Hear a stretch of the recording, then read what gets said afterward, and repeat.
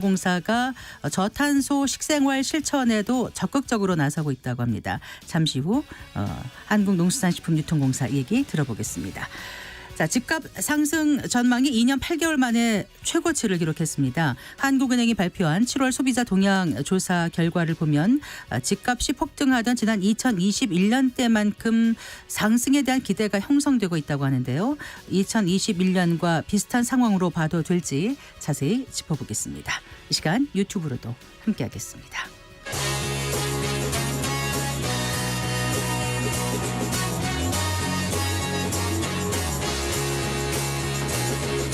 경제 시야를 넓혀드립니다. 투자의 지름길을 안내합니다. 돈 되는 정보를 발견하는 시간.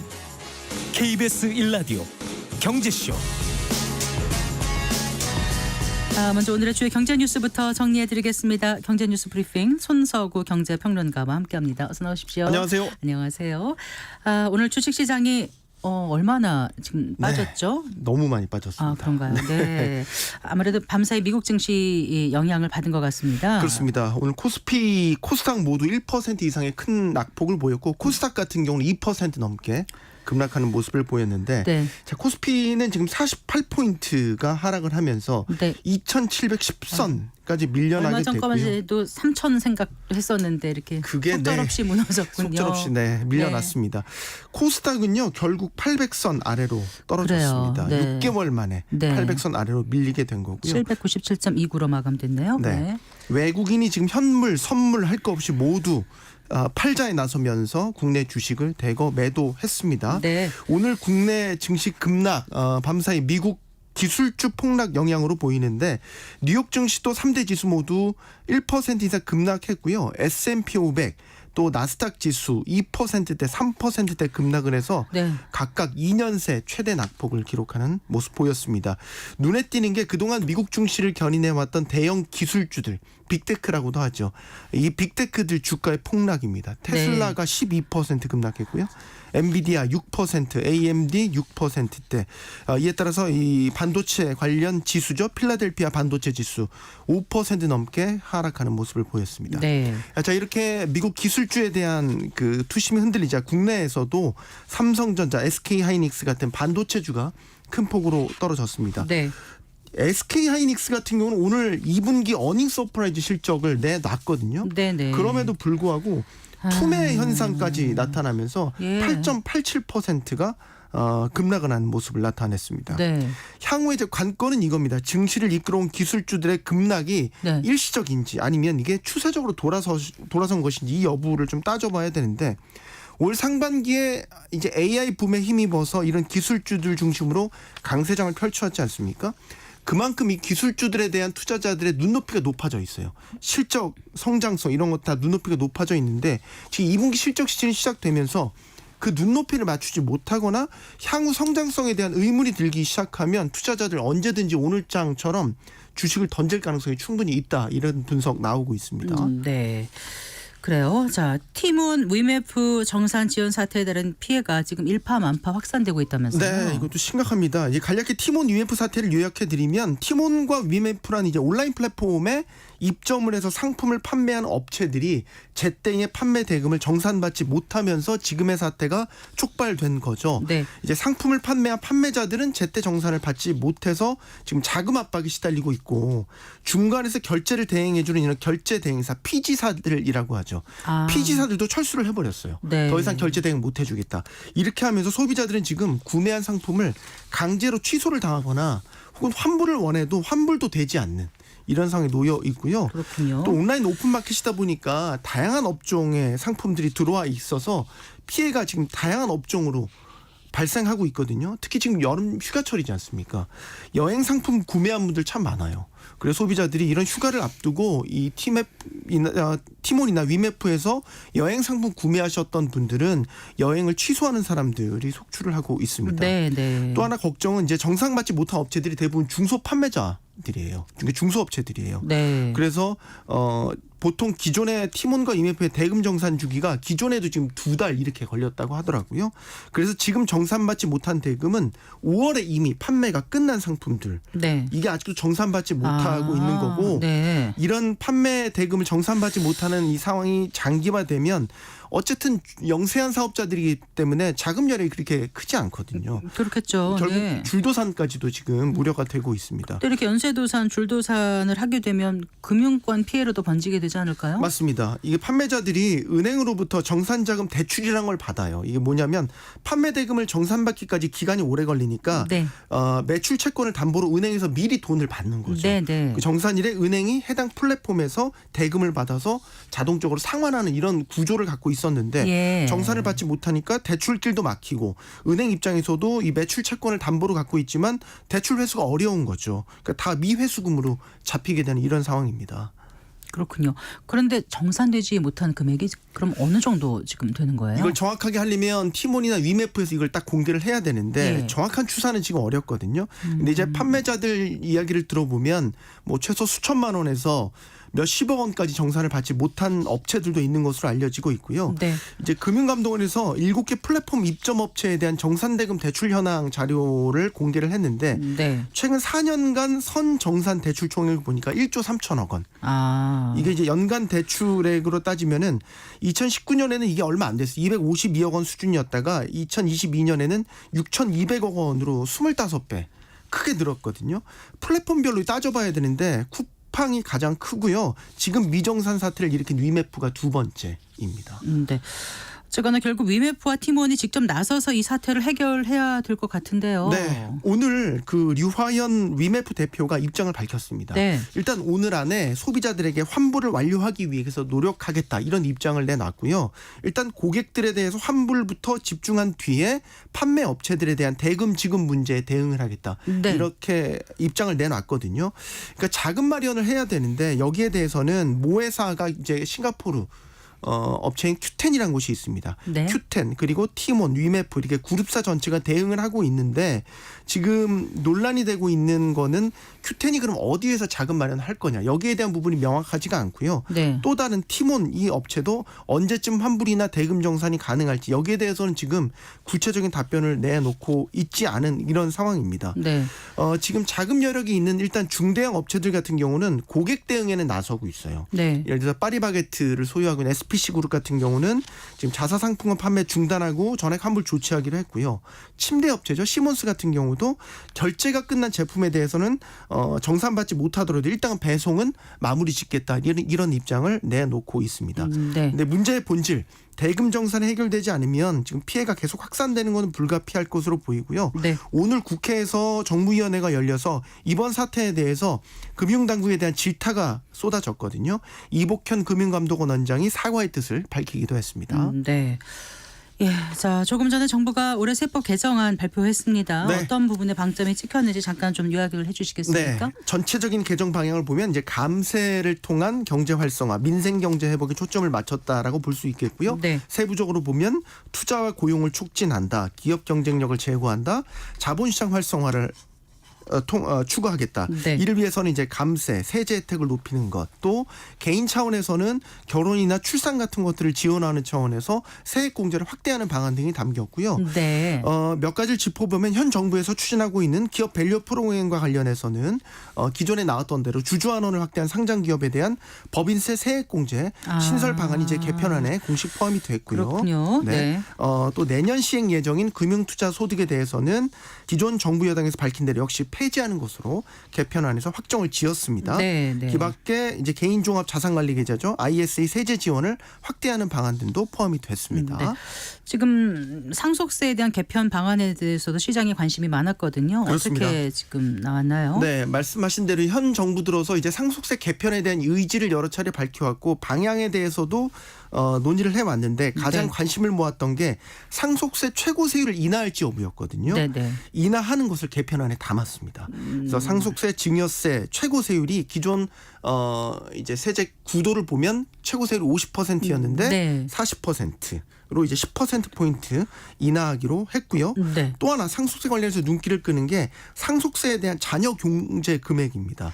1인당 5천만 원에서 5억 원으로 10배 상향하기로 대폭 결정. 상향 조정되는 거네요. 네. 현행법에서 보면 상속인에게는 이제 2억 원의 기본적인 기초 공제가 있고요. 인적 공제가 여기 이제 포함이 되는데 네. 이제 인적 공제는 자녀 같은 경우는 1인당 5천만 원 여기 이제 포함이 되거든요. 그래서 이제 기초 공제, 인적 공제를 합쳐서 5억 원을 일괄 공제하도록 지금 규정을 하고 있는데 자녀 공제가 이제 5천만 원에서 5억 원으로 늘었으니까 네. 일괄 공제 금액도 대폭 상향하게 된 거죠. 어쨌든 이건 다 국회 입법 사항 아닌가요? 네, 물론 국회 그렇습니다. 의결을 좀 지켜봐야 될 것 같습니다. 잘 들었습니다. 고맙습니다. 고맙습니다. 경제 뉴스 브리핑 손서구 경제평론가와 함께했습니다.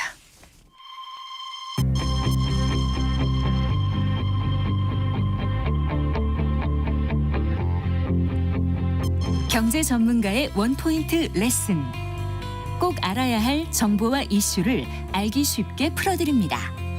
대한민국 경제 고수와 함께 투자의 맥을 짚는 KBS 일라디오 경제쇼. 진행의 성기영 아나운서입니다.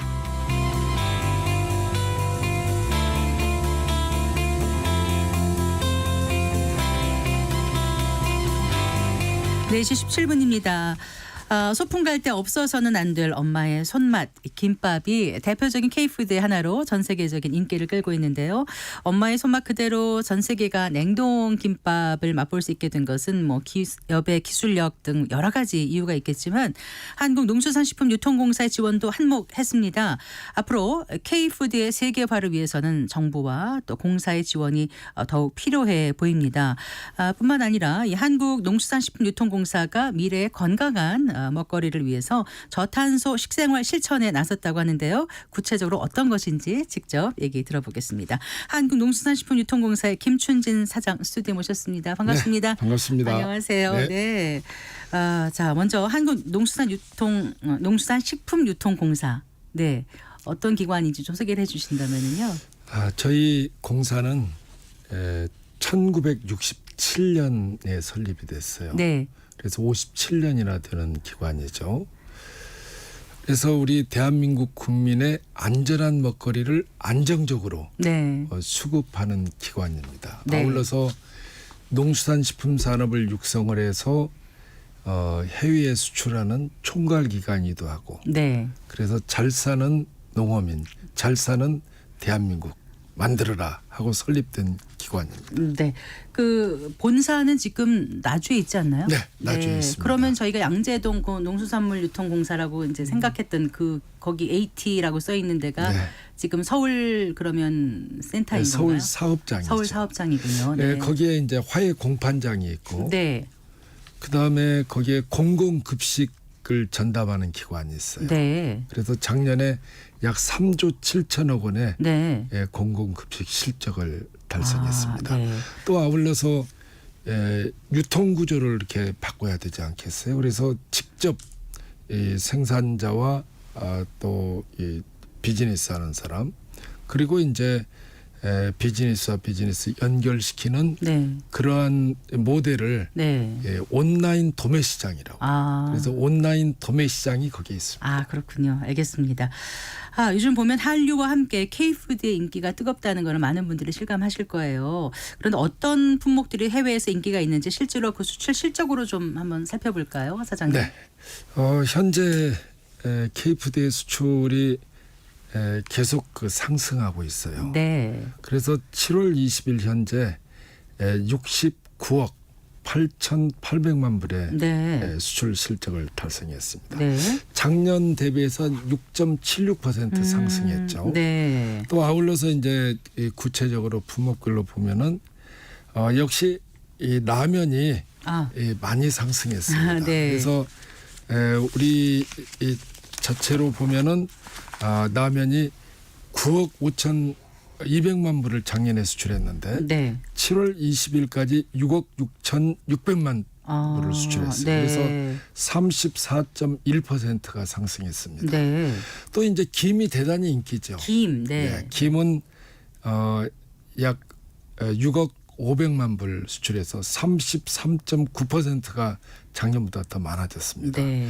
역시 또 김치를 제외할 수가 없죠. 김치가 9,300만 불 네. 수출했는데 현재 4.6% 상승했습니다. 네. 과자류를 보면은 역시 4억 달러를 7월 20일까지 수출했어요. 그래서 13.8% 상승했고 이 쌀이 있잖아요. 쌀이 네. 과잉 생산돼서 해야 하는데 쌀 가공식품이 현재 1억 5,500만 불 수출했어요. 네. 그래서 44% 신장률을 올렸습니다. 네. 신장률을 보면은 제일 높죠. 그러네요. 네. 그래서 저희 K푸드의 인기가 계속 높아지고 있습니다. 한때는 왜 남대문 도깨비 시장이라 그래가지고 거기 가서 수입 과자도 뭐 사다 먹고 뭐 그랬던 기억이 있으신 분들 많으실 텐데 우리 과자가 이렇게 전 세계에서 인기가 있다니 정말 격세지감을 느낀다는 분들 많으실 것 같아요. 근데 지금 쌀 말씀하셨는데 이제 그 얼마 전에 미국에서 한 한인 소녀가 이제 김밥 이렇게 만드는 거 네, 그 그렇습니다. 영상이 뭐 전 세계적으로 막 많이 이렇게 조회수가 클릭이 되면서 화제가 되지 않았습니까? 네, 그러면서 이제 그렇습니다. 해외에서 김밥에 대한 인지도가 꽤 높아졌는데 실제로 그 냉동 김밥이요. 네. 그게 이제 중소기업에서 이제 만들어서 이른바 대박이 난 케이스 아닙니까? 소기업이죠. 네, 중소기업도 아니고 소기업입니까? 네, 네. 저는 아직 냉동김밥을 못 먹어봤는데 이 기업이 이렇게 성공할 수 있었던 데는 이 공사에 어떤 지원이 있었다면서요? 네, 그래서 네.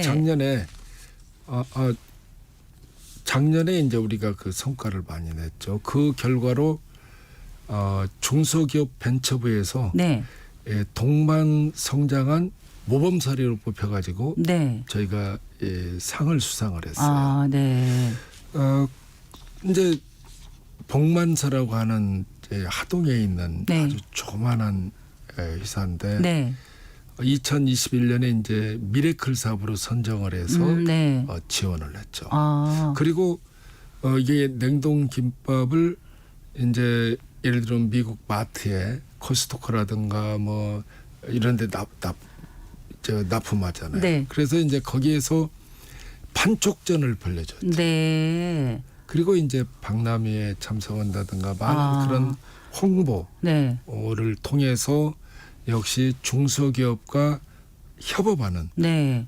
윈윈의 모델이죠. 아. 대한민국이 제일 못하는 게 협업을 못하는 거죠.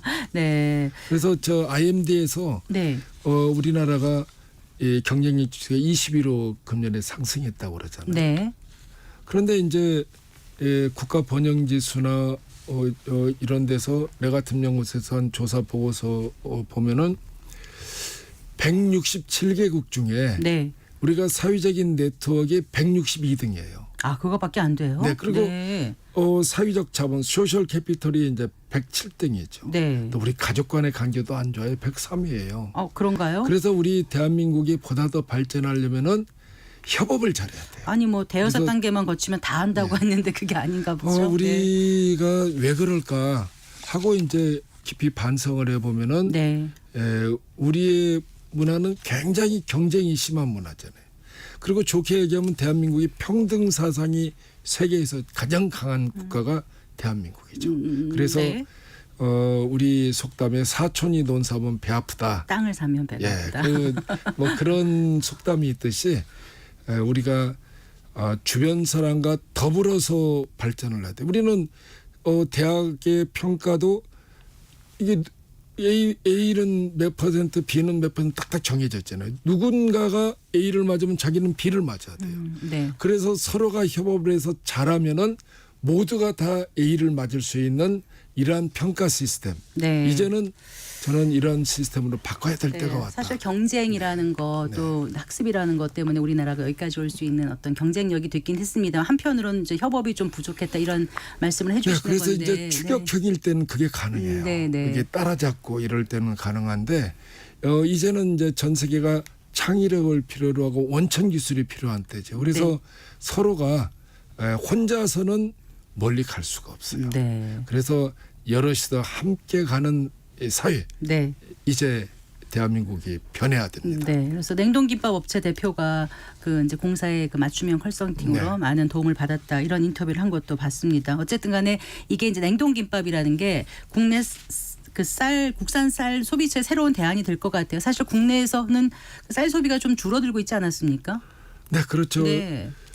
쌀 소비가 전반적으로 이제 그 식생활이 굉장히 이제 변화되게 됐죠. 네. 그래서 과거에 비해서 쌀 소비량이 많이 줄었죠.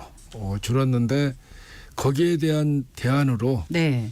역시 어떻게 하면 쌀 가공식품, 그다음에 이제 쌀 자체로도 수출을 할 것인가, 이런 쪽에 저희가 많은 노력을 하고 해서 그러려면은 쌀도 품종 개량을 해서 맞춤형 쌀을 만들어야 돼. 예를 들면은 뭐 기억력에 좋은 쌀, 네. 뭐 당뇨에 좋은 쌀, 네. 뭐 이게 기능 성인에 좋은 쌀, 네. 노인에 좋은 쌀. 네. 노인 같으면 이제 탄수화물이 이 분해되는데 분해가 덜 되게 만들어진 쌀. 네. 이렇게 네. 해서 우리가 맞춤형 쌀을 이 종자를 개량을 해서 네. 생산을 해야 되겠다. 네, 그래요. 그 김치는 점점 더 인기가 높아지고 있는 것 같아요. 그 전에는 네, 그렇죠. 유학생 시절에 김치 먹으면 냄새 난다 그래서 학교 가기 전에 안 먹는다 이런 사람들도 있었는데 이제는 뭐 김치 넣은 무슨 페스츄리 이런 게 굉장히 비싼 값에 팔리고 할 정도로 인기가 정말 나날이 올라가고 있는 것 같아요. 역시 이제 김치도 네, 이 김치 하면은 우리 한국인의 소울푸드 아닙니까? 그래서 우리 한국인이라는 것을 뭘로 나타내겠어요? 750만 제2등표가 그럼 뭐가 한국인입니까? 네, 한국말을 한다고 해서 한국인입니까? 그거 아니죠. 그래서 우리 한국은 이미 종교도 아니고 생각해보면 우리 K푸드예요. 음식, 네, 여기 발효식품이거든요. 네, 이제 발효식품의 원조가 대한민국이다. 네, 네. 이것은 우리가 토기가 있지 않습니까? 토기가 이 발견되는 것이 우리 이 대한해협 쪽에 남해안 쪽에서 토기가 발굴되는데 그것이 한 12,000년 정도 된다고. 네. 그럼 거기에 토기에는 뭐가 담겨 있었는지 핵산 검사하면 다 나와요. 아, 그래요. 김치가 있었을 그래서 이제 것이다. 네. 우리 발효식품이죠. 이게 식품을 이제 변화시키는 거죠. 네. 그래서 대한민국은 이 발효식품의 우리가 이 원조 국가다 이렇게 이야기할 수 있죠. 그래서 그 면에서 보면은 네. 김치는 우리 대한민국 국민의 상징성이고 네. 그리고 750만 동포의 아들, 딸 이어가면서 우리 한국이라는 정체성을 네. 심어주는 것이 네. K푸드 중에서 그래요. 김치가 대표 네. 선수죠. 말씀하신 소울푸드이자 K푸드의 대표 선수인 김치의 가치와 우수성 이런 거 알리고 또 저희 김치 종주국으로서의 위상을 높이기 위해서 김치 세계화를 위해서 김치의 날까지 제정을 하는 그런 노력을 하신 걸 알고 있습니다. 근데 지금 보면은요. 지금 세계는 이제 기후 변화에 대응하기 위한 전쟁 중이라고 해도 과언이 그렇습니다. 아니지 않겠습니까, 사장님?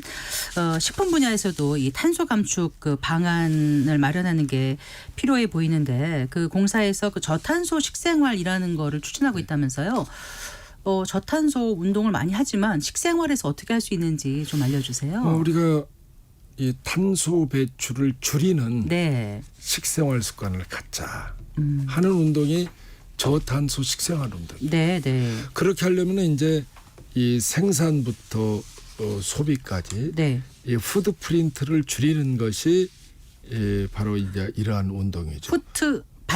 발자국 말고 예. 푸드 프린트. 예, 네. 푸드 프린트라고 그래도 용어는 이제 아. 똑같죠. 탄소 발자국을 줄이자는 아, 건데, 네, 네. 푸드 프린트는 음식물의 생산부터 소비까지의 탄소 배출을 줄이자. 아. 그래서 푸드 프린트라는 용어를 사용하고 있습니다. 그럼 어떻게 줄일 수 있단 말씀이세요? 줄이는 방법은 생산할 때의 유기농 친환경 농법. 즉 네. 질소지 비료 많이 안 쓰고 농약 네. 많이 안 쓰고 네.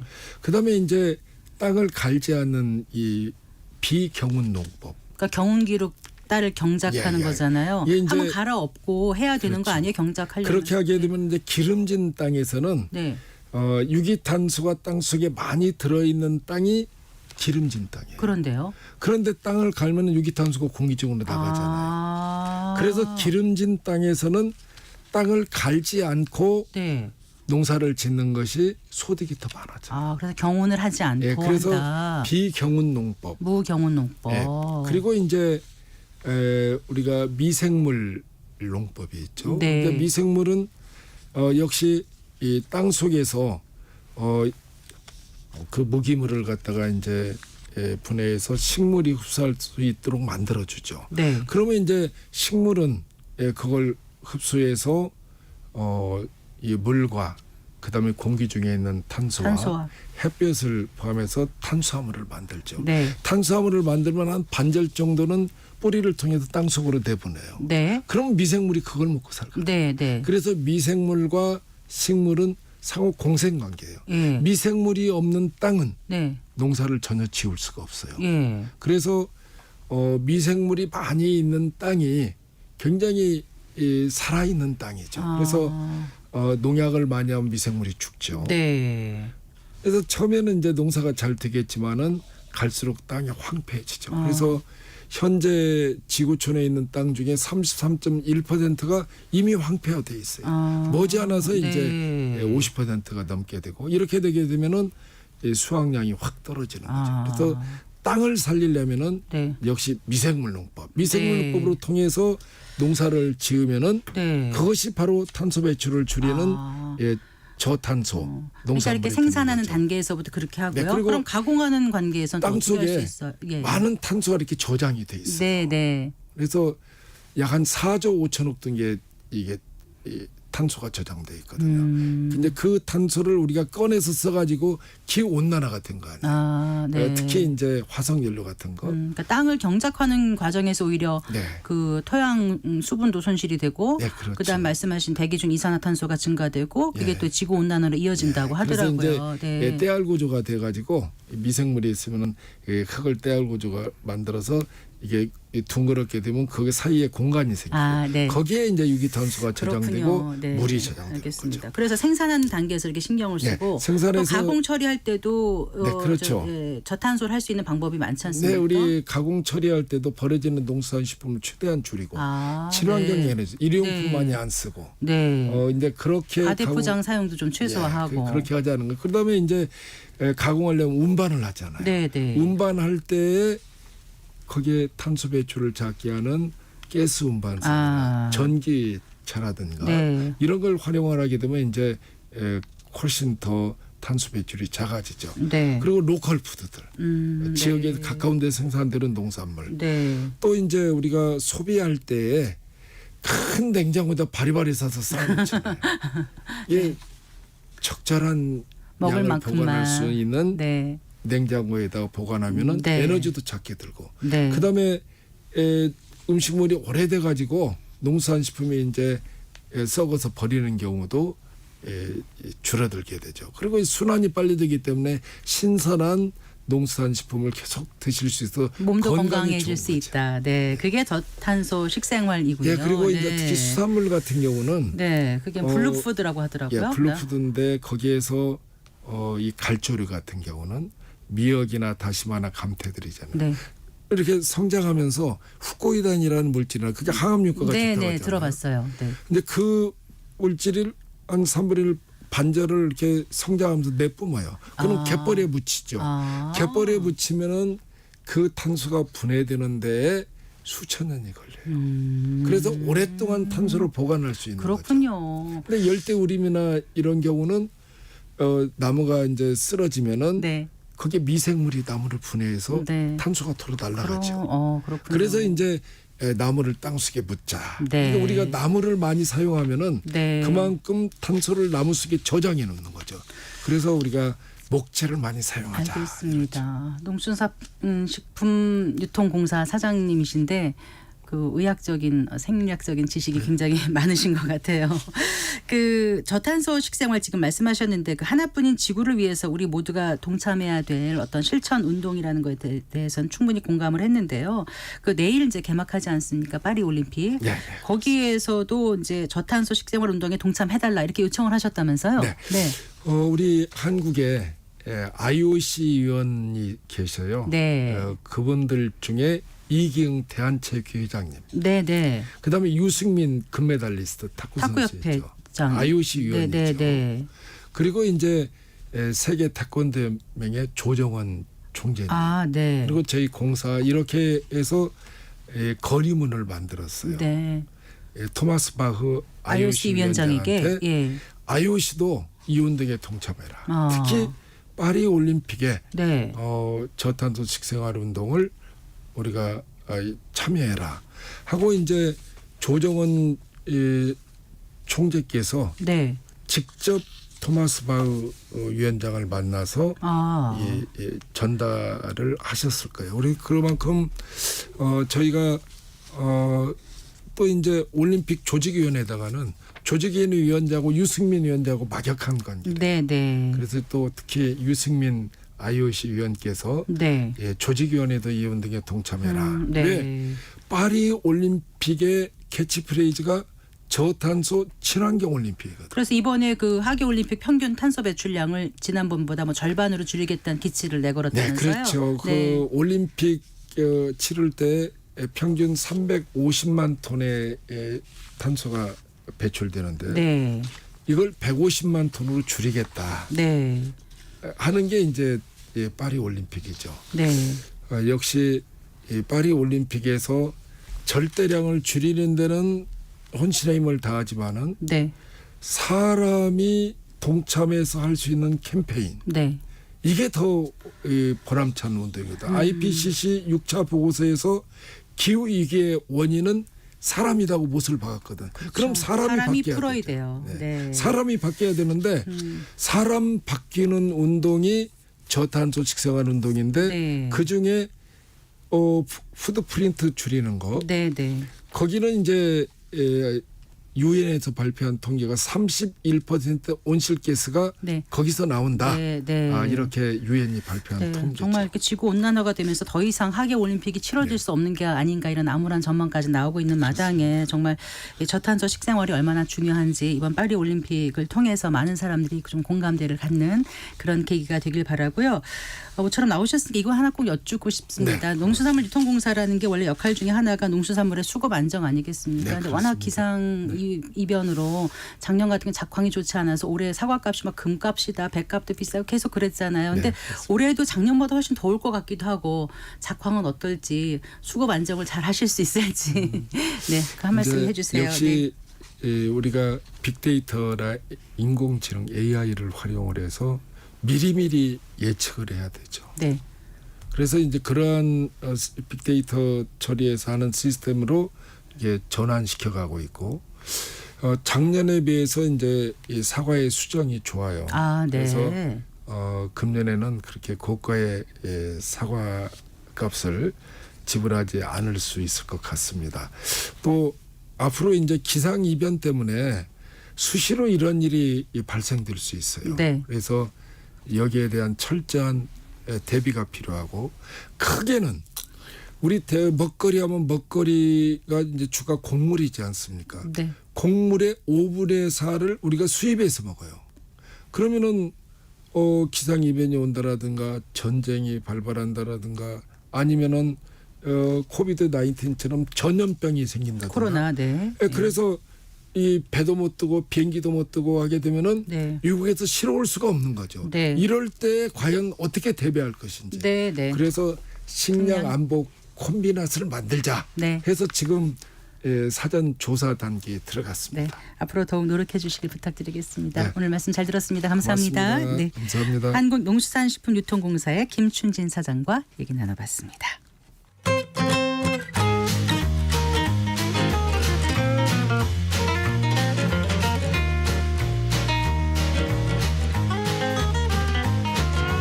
경제 맛집 투자 핫플.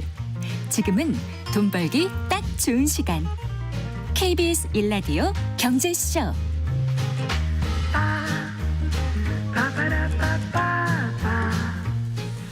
4시 39분입니다. 한 주간 집값 동향 살펴보고 실생활에 도움이 되는 부동산 관련 소식들 발빠르게 전해드리겠습니다. 김인만 부동산 경제연구소장과 함께합니다. 어서 나오십시오. 안녕하세요. 안녕하세요. 자, 통계부터 좀 먼저 살펴볼까요? 이번 주 집값 동향 어떻게 나왔습니까? 이번 주도 올랐는데요. 제가 지난번에 방송 나와서 7월 말에 뭐 0.3% 갈 수도 있다라고 제가 말씀을 드렸는데 정말 말이 시가 돼가지고 0.3% 기록을 했습니다. 상당히 높게 나온 부분인데 그나마 좀 다행이라고 한다면 지난주가 0.28%였거든요. 0.02%포인트 상승폭이 확대가 됐는데 확대 폭이 이제 지난주는 0.04%포인트 확대가 됐었는데 확대 폭이 좀 줄어들었다는 점은 그나마 좀 다행이라는 생각이 들고요. 네. 수도권 지역은 0.13에서 0.15% 상승폭이 더 확대가 됐습니다. 지방은 마이너스 0.03%니까요. 여전히 지방과 서울의 그 간극 차이가 크고요. 서울 지역을 본다면 리포트 내용을 보면 선호 지역 중심으로 거래량이 빠르게 증가하고 네. 시세 상승이 지속이 되고 매도 희망자 그러니까 집을 팔려는 매도자들은 보류하는 현상 때문에 매물이 감소하고 있다라고 리포트 내용이 나옵니다. 네. 우리 현장 분위기하고 일맥상통하는 부분이고요. 결국에는 매물을 회수하니까 공급은 줄어들고 네. 불안한 수요자들이 지금 매매를 하고 있는 상황입니다. 네. 근데 실제 이제 현장 분위기는 어떤지 궁금하거든요. 많이 다녀보시잖아요. 현장 또 이제 지역에 따라서 좀 편차는 있는데요. 올라가는 지역들은 생각보다 굉장히 무섭게 올라가고 있습니다. 그래서 우리가 0.3% 그러면 별로 느낌이 오지 않는데요. 최근에 많이 올라가는 지역들이 이제 송파구하고 강동구, 성동구 이런 지역들이 좀 많이 올라가는데요. 네. 강동구를 제가 좀 예를 들면 네. 그라시움이라는 아파트가 있습니다. 네. 고덕주공 2단지 재건축한 아파트인데요. 맞습니다. 네. 신고가가 나왔습니다. 전용 84가요. 20억 1천만 원의 신고가가 나왔는데요. 그 이전 2021년 10월 가격이 20억 원이었고요. 올 초에 가격을 제가 얼마인지 한번 확인해 보니까 올 초에 15억 5천만 원에 거래가 됐더라고요. 근데 그러니- 같은 층 비슷한 그 조건인가요? 뭐 단지마다 조금씩 차이는 있는데 뭐 네. 15억 5천, 16억에 거래된 아파트가 19억, 뭐 20억까지 올라갔으니까 지금 한 8개월 정도 됐잖아요. 한 7개월 정도 됐는데 7개월 만에 한 뭐 3억에서 한 4억 정도는 뭐 껑충 올라갔으니까 네. 매수자들이 굉장히 놀라고 있고요. 얼마인가 싶어서 한번 갔는데 우린 대부분 이제 작년이나 올 초 가격을 기억하고 갔는데 가격이 이렇게 나오니까 굉장히 좀 당황하는 분위기가 좀 많이 느껴지고 있습니다. 네. 전반적으로 본다면 뭐 이제 노도강보다는 서초구, 강남구, 송파구, 강동구, 마포 이런 인기 지역들 위주로 상승폭이 확대가 되고 있고요. 네. 여기에서 이제 브레이크를 잡지 못한다면 노원구 같은 경우도 상승폭이 좀 확대가 됐거든요. 지난주가 네. 0.08%였는데 이번 주가 0.12%니까요. 지금 수도권, 서울 외곽 지역으로도 상승세가 확산되고 있기 때문에 뭔가 좀 막아주는 작전 타임이 좀 필요하지 않나 싶습니다. 네. 조금 더 살펴볼게요. 그 거래량이 또 중요하지 않습니까? 네네네. 어떻습니까? 지금 서울 아파트 거래량 계속 늘고 있다고 지난주에 나와서 말씀해 주셨는데 그때 한 6월 거래량이 6, 7천 건 된다고 하셨나요? 네네. 예상이? 그렇게 네. 얘기는 했는데요. 지금 6월 거래량 오늘자 제가 뽑아왔는데요. 네. 7,209건입니다. 근데 아직도 아직도 며칠 남았잖아요. 이게 30일 거래 내역이기 한 때문에 일주일가량 남았으니까. 일주일 정도는 더 올라갑니다. 더 네. 올라가면 아마 거의 8,000건 가까이도 올라갈 수도 있는데요. 그럼 이게 얼마나 많은 숫자인지 우리가 느낌이 안 오잖아요. 그래서 제가 2020년, 2021년 불장일 때, 연끌일 때 어느 정도 거래가 됐는지 내역을 좀 뽑아왔는데요. 네. 2020년 6월이 가장 많았습니다. 16,000건 정도 서울 아파트가 거래가 됐고요. 아, 네. 7월이 11,000건. 만 건이 넘은 거래는 2달밖에 없습니다. 그리고 2월이 8,400건, 12월이 7,700건이니까 3위, 4위가 7,800건이거든요. 7,000건, 네. 8,000건. 지금이 7,200건이니까 거의 2020년, 2021년에 24개월 중에 넘버 3, 넘버 4 정도의 높은 거래량을 지금 보여주고 있는 그럼 상황입니다. 그때 정도의 가격 수준으로 거의 온 건가요? 어떻습니까? 서울 주요 지역들은 지금 강동구 같은 경우는 뭐 전고점 가까이 가고 있고요. 나머지 네. 지역들도 거의 전고점, 노동강은 지금 따라가고 있는 중이고요. 나머지 지역들은 거의 전고점 95% 가까이 지금 온 상태입니다. 네. 그 수도권 지역은 어떻습니까? 지금? 수도권 지역들도 이제 조금씩 올라가고 있는데요. 이제 노도강이 올라가고 수도권으로도 이제 불길이 좀 번지고 있는 상황인데 수도권에서 이제 어느 지역이 많이 올랐냐라고 보면 네. 제가 이런 약자 쓰는 거 별로 좋아하지는 않는데요. 이제 뉴스에 이렇게 나오더라고요. 과성하용광이라고. 뭐 용광로도 아니고 과성하 용광. 네. 왠지 용광로 같기도 한데 네. 과천시하고요. 성남시, 하남시, 용인시, 광명시가 상승폭이 좀 확대가 되고 있습니다. 네, 네. 거래량을 보더라도요. 6월 경기도 전체 거래량이 12,984건인데요. 네. 2021년 8월 가장 많았을 때 거래량이 13,400건이었으니까 그때보다도 뭐 비슷하게 이 정도 올라왔으니까 경기도도 거래량은 지금 굉장히 빠르게 늘어나고 있다라고 보여집니다. 그래서 네. 경기도, 인천도 이번 주에 주간 변동률은 굉장히 높게 나왔거든요. 그래요? 그래서 전체적으로는 지금 안심할 단계는 아니고요. 이제 서울에서 수도권, 경기, 인천 주권으로도 거래량이 늘어나고 가격도 상승하고 있는 상황입니다. 네. 그런데 이제 이런 얘기를 들으시는 분들 중에서 아이고 우리 동네는 전혀 그렇지 않아. 이거 뭐야 집 내놨더니 팔리지도 않네. 이런 분들도 계시는 거 아니에요? 네네. 지방은 여전히 어렵고. 지방도 어렵고요. 서울 수도권 중에서도 신축 위주로 좀 많이 움직이고 있기 네, 때문에 네. 기존 아파트는 상승폭이 그렇게 크지 않습니다. 최근에 특징이 실수요자들이 좀 많이 움직이고 있는 부분이고요. 두 번째는 신축 아파트, 구축보다는 신축이 많이 움직이는데 1년간 거래 가격을 보게 되면 5년 이내 신축 아파트의 상승 거래가 3.25% 정도 올랐고요. 네. 5년에서 10년 정도 준신축 아파트가 한 2.7% 정도 올랐는데 20년 넘어간 아파트, 한마디로 재건축을 기대하는 아파트는 0.4% 수준이기 때문에 네. 몇 년 전만 하더라도 이제 재건축 기대감이 있는 구축 아파트들이 거래량 또 늘어나고 굉장히 강세였는데 최근에는 공사비도 올라가고 여러 가지 뭐 잘 안 될 것 같아. 또 사업성 또 네. 추가 분담금이 많이 나올 것 같으니까 아예 신축으로 눈을 돌리면서 뭐 우스갯소리로 얼죽신이라는 그게 뭐예요?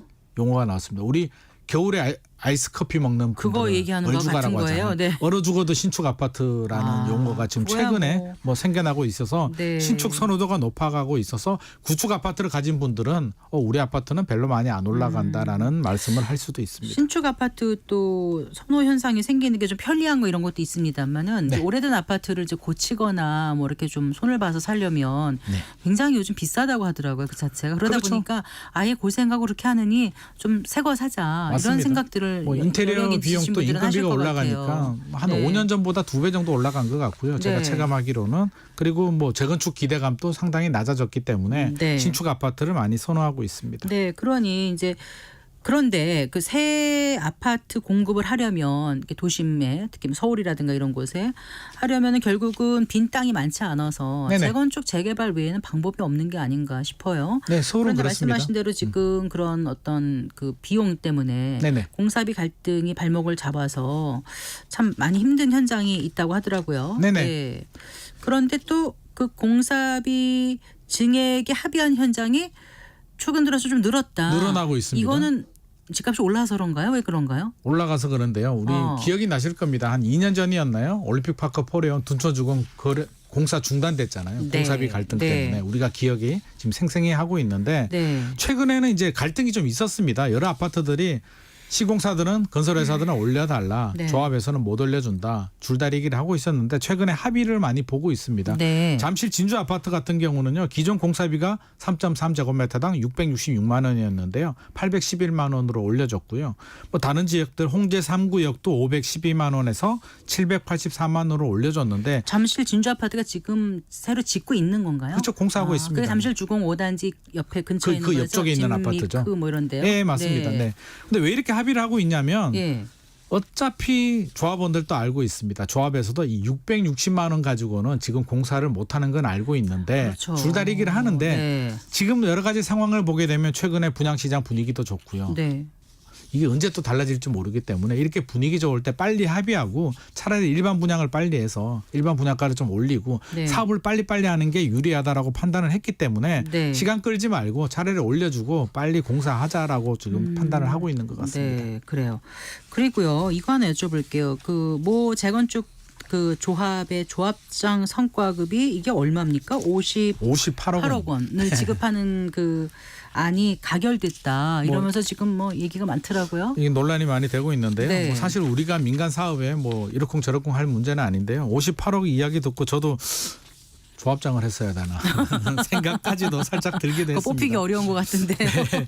쉽지 않긴 네. 합니다만 이게 워낙 금액이 크기 때문에 이거 58억 원 들어보지도 못한 금액이기도 한데요. 네. 왜 이런 숫자가 나왔냐면 궁금해요. 사업 그 이익에 대해서 1%를 이제 책정을 했다라고 합니다. 사업 이익을 5,781억으로 잡았는데요. 사업 이익을 어떻게 책정했냐면 이제 일반 분양가하고요, 상가 개발 수익을 다 해서 발생한 비용의 공사비를 뺀 금액이라고 합니다. 그래서 네. 그러면 조합원들이 이제 가격은 됐는데요. 반대하는 분들도 꽤 많았거든요. 찬성 91표, 반대가 73표인데 거의 뭐 네. 반대하는 분들은 억울하겠죠. 그래서 지금 소송을 하고 준비하고 있다라고 합니다. 효력정지 가처분. 효력정지 가처분을 하고 있다라고 하는데 이게 여기서 그칠 문제는 아니고요. 이렇게 되면은 다른 단지들도 영향을 줄 수도 있거든요. 조합장을 하면 돈을 많이 버는구나. 그러면 나도 조합장을 해야지라고 해서 어떤 문제 때문에 또 소송을 걸게 되고 사업이 늦어지는 문제가 생길 수도 있기 때문에 우리 국민들이 바라볼 때는 결국 우리 일반 분양가가 또 이렇게 가는지 않냐라는 또 씁쓸한 마음도 들고요. 또 여러 가지 문제들을 이야기할 수는 있습니다. 그러니까 애초에 조합 자체가 추정한 전체 사업 이익 중에서 몇 %를 주겠다 이렇게 약정을 했었던 건가 보죠? 뭐 약정을 하지는 않았는 것 같고요. 물론 네. 기본적으로 이제 조합장을 할 때 네. 조합 이게 어떤 법으로 정해진 건 아니고요. 조합 조례 약관에 정해져 있기 때문에 설마 이렇게 되겠어라고 했는데 생각보다 큰 금액이 나왔기 때문에 논란이 되고 있는 것 같습니다. 네. 자, 요즘 분양가 상한제가 적용된 단지에 청약 통장이 몰리면서 네네. 높은 경쟁률을 기록하고 있다면서요. 네. 내 집 마련을 준비하는 분들에게는 뭐 주변 시세보다 저렴하게 마련할 수 있으니까 좋은 기회가 될 텐데 사실 저렴하다는 표현이 제가 하면서 좀 마음에 많이 걸립니다. 이렇게 많이 몰리는데 보면 절대 액수는 굉장히 비싸지 않습니까? 금액이 큽니다. 네, 그리고 현금 동원 능력이 있어야 되지. 사실 그래서 이게 맞는 건지 아닌지 모르겠어요. 돈 있는 사람한테 결국 기회를 주는 거고 나머지한테는 그림의 떡 아닙니까? 그림의 떡일 수도 있죠. 네. 네. 지금 이제 다음 주에 분양을 합니다. 다음 네. 주 7월 29일에 분양하는 아파트가 레미안 원 펜타스인데요. 거기 신반포 15차. 앞서서 네. 이제 조합장 성과급 그 아파트입니다. 이게 그 아파트인데 네. 일단 분양가 상한제가 적용이 돼서 주변 시세보다는 저렴한데요. 네. 전용 84 분양가가 23억 3,310만 원입니다. 비싸요. 네. 비싼데 주변 시세가 40에서 45억 정도 하니까 네. 일단 시세보다는 저렴한데 여기서 우리가 좀 묻지마 청약을 하면 안 되는 이유가요. 준공후 아파트예요. 네. 이제 입주가요. 8월 22일에서 10월 20일, 60일 안에 그러니까 곧 입주 시작이잖아요. 다음 달 22일부터. 맞습니다. 네. 60일 안에 자금 마련을 해야 되기 때문에 네. 이게 자금 계획이 있으신 분들이 청약을 하셔야 되고요. 그냥 네. 설마 내가 되겠어라고 했다가 당첨이 됐는데 자금이 안 되는 분들은 네. 청약 통장을 또 잃어버리는 경우가 생길 수도 혹시 있습니다. 40억 원 이상이잖아요. 그러면 거기 전세가가 네. 거의 분양가 수준이 되면 맞습니다. 혹시 당첨되면 전세 맞추면 되는 거 아니야 하고 이런 희망으로 혹시 하시는 분들도 계시지 않을까요? 그렇게 될 수도 있는데 네. 전세가 맞춰져야 되는 부분이고 이게 실거주 의무도 적용되기 때문에 실거주 그래요? 의무가 또 3년 적용됩니다. 여기 3년이에요? 네네, 3년 적용되기 때문에 네. 여러 가지 자금 계획 잘 세워봐야 될 것 같고요. 네. 앞서서 이제 그림의 떡이라고 했는데 제가 하나 더 소개해드리면 그림의 떡 아닌 아파트도 하나 좀 소개해드리겠습니다. 알려주세요. 동탄 신도시인데요. 예전에 한번 소개해드렸을 겁니다. GTX-A 개통으로 22억 원 거래가 된 아파트다. 맞습니다. 동탄역 롯데캐슬이라는 네, 아파트인데요. 이번에 무순위 한 세대 계약 취소 3개가 나오는데요. 네. 이게 왜 좋으냐면 2017년 가격으로 나옵니다. 4세대가 나오는데요. 분양가 다 합쳐서 6억 8천만 원 정도니까요. 그럼 22억에 거래가 됐었더라면은 7321 3분의 1 3분의 1 가격으로 맞습니다. 그래서 최고가에 굉장히 비하면 높은 경쟁률을 기록할 것 같고요. 네. 참고로 무순위 한 세대는요. 네. 화성시에 거주하는 무주택자들만 됩니다. 계약 취소는 화성시에 거주하는 무주택자들만 되니까 화성시에 거주하는 무주택자들은 계약 취소 3개 물량 도전하시고요. 네. 무순위 한 세대는 전국에 계시는 집 있고 없고 모두 다 가능하기 때문에 네. 한마디로 저 같은 사람들도 청약이 가능합니다. 그래서 네. 경쟁률이 제 생각에는 굉장히 높게 한 100만 대 1 나오지 않을까 여기도 생각이 당장 듭니다. 실거주 의무가 있는 건가요? 여기는 이미 입주한 아파트입니다. 네. 그래서 일단 가격이 저렴하기 때문에 네. 하시되 경쟁률이 높습니다. 그냥 로또 산다 생각하시고 그냥 한번 해보시기 바랍니다. 알겠습니다. 잘 들었습니다. 고맙습니다. 감사합니다. 네, 김인만 부동산 경제연구소장과 함께했습니다. 마칠 시간입니다. 성기영의 경제쇼 오늘 순서 여기까지입니다. 아나운서 성기영이었습니다. 고맙습니다.